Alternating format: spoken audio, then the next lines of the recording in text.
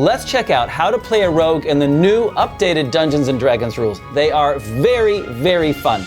A rogue is a scoundrel with a heap of skills that does insane damage while lurking in the shadows. The new rogue is pretty similar to the 2014 rules, but there are some significant differences. So we're going to look at what the core themes are, how to make an effective one, and hang out to the end because we're going to be looking at how to play one like a pro. Before we dive in, please consider subscribing to the Dice Legenz channel. It doesn't cost you anything, and we got a heap of content that we know you'll love.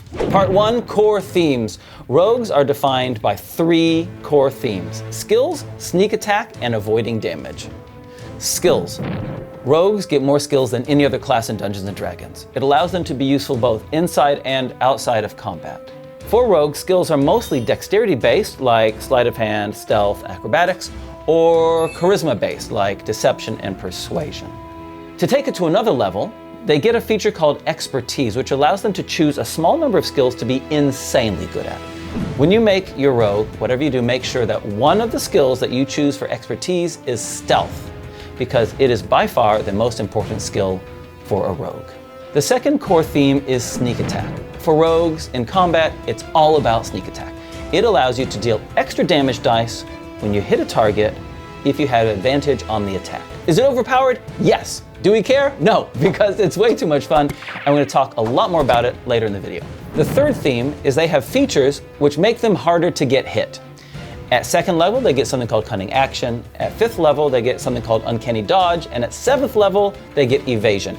And these kind of stack on each other and make them harder and harder to hit. And if they do get hit, they take less damage. Lots of big battles. The fighters come out battered and bruised, and the rogue hasn't even been scratched. Part 2, making a rogue.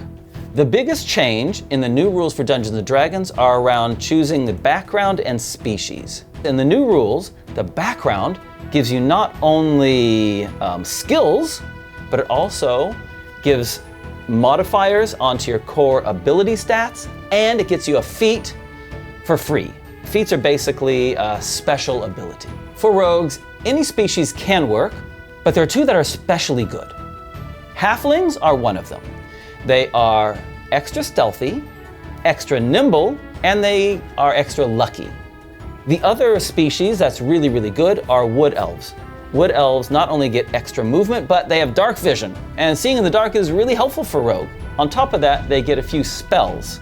One of them is Pass Without Trace, which might be the most useful low-level utility spell in the entire Dungeons & Dragons game. And as a third bonus species, crazy one to consider is Cloud Giant Goliath, because they have an ability that as a bonus action, they can teleport 30 feet to a place they can see. In other words, they see a window, poosh, they're inside the building. They look through a keyhole, poosh, they're in the other room. Super fun. When choosing your background, my top 3 are criminal, because it lets you increase your dexterity and your intelligence. You get proficiency in stealth, sleight of hand, and thieves' tools, and you get the alertness feat. All of those are helpful for a rogue. Second background choice is charlatan. It's really good for charming rogues like spies. It lets you increase your dexterity and charisma. You get deception, sleight of hand, and forgery proficiencies, and it gives you the skilled feat, which means you get even more skills. A third option, which is wonderfully fun when combined with a halfling, is the Wayfarer background. It lets you have bonuses on dexterity and charisma. You get proficiencies in thieves' tools and sleight of hand, and it gets you the very, very fun Lucky Feat. By the way, the rules for the Lucky Feat have changed. Now you get a pool of luck points, which equals your proficiency modifier. You can use a luck point to get advantage on a d20 roll of your choice, or to give another character disadvantage. Getting advantage on rolls is really, really valuable for rogues. When choosing your 6 ability scores, always put dexterity as your best one. It is the most important stat for a rogue. Next, either choose intelligence if you want to be a trap finding, disarming, investigation kind of rogue, or charisma if you want to be an interpersonal, charming kind of rogue. Wisdom and Constitution are optional extras. They're not as important. And strength is completely irrelevant. Feel free to dump it. You don't need it. Part 3, how to play a rogue. In combat, rogues are a one-trick pony, and that trick is called sneak attack. How sneak attack works is, if you have advantage on your attack and you hit, you do extra dice damage. So it is important that you get advantage on every single attack that you do. There are 3 ways that a rogue can get advantage on their attack. First of all, if you're hidden.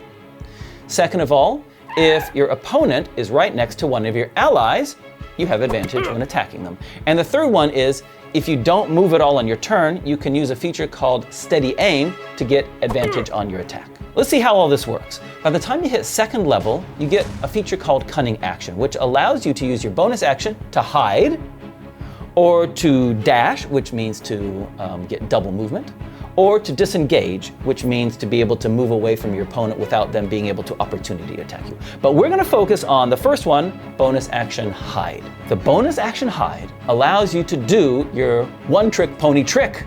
Here's how it works. Every turn, make sure that you shoot, move, hide. Shoot, move, hide. Shoot, move, hide. You shoot, which is your action, then you move, which is your movement, and then you bonus action hide. In the new rules, you need to get a 15 or more on your stealth roll to hide. Which is why I said that stealth is the most important skill for a rogue. Oh yeah, and you have to have something to hide behind. You can't just stand in the middle of an empty hallway and say, I bonus action hide.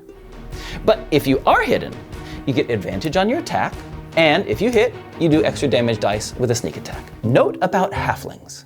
They have an ability which allows them to hide behind a creature that is larger than they are.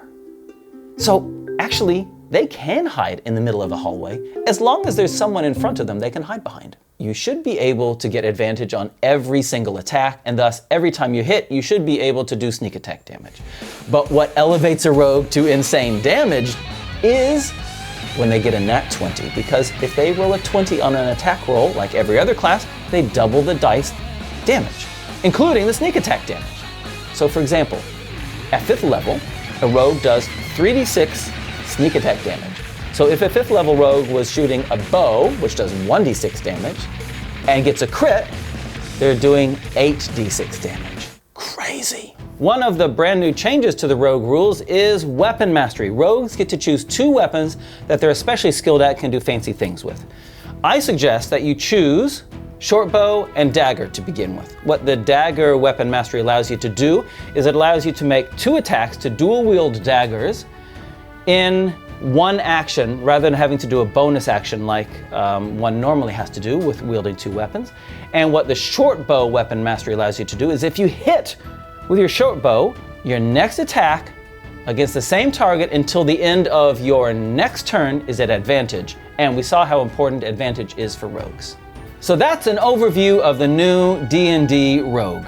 You'll be able to spice it up at 3rd level by choosing a subclass. There are 4 new subclasses in the new rules, and they're all awesome, but that's a conversation for another day. If you want to see a rogue in action, check out Reef from the Dice Legenz series, The Outcasts of Rumia. The link is in the video description below. She is amazing. And in the meantime, head to our Patreon page to get some exclusive additional content. And go on, don't forget to subscribe. Catch you next time.